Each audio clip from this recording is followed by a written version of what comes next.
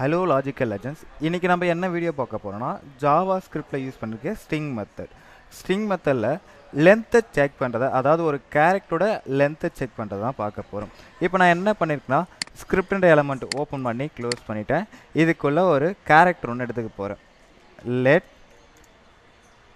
Text equal to ஸ்ட்ரிங்கில் hello world hello world. Okay, இப்போது இந்த டெக்ஸ்ட்டில் இருக்க ஹலோ வேர்ல்டு எத்தனை கேரக்டர் இருக்குன்னு எனக்கு தெரியணும். அப்போ நான் என்ன பண்ணுறேன்னா, ஜாவா ஸ்கிரிப்டை டாட் லென்த்ன்ற கீவேர்டை யூஸ் பண்ணி நான் செக் பண்ண போகிறேன்.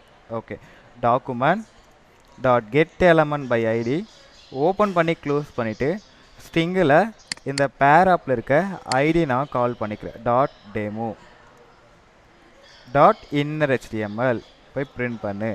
ஸோ நெக்ஸ்ட்டு ஈக்குவல்ட் இந்த டெக்ஸ்டில் இருக்க லென்த்து தானே எனக்கு தேவைப்படுது.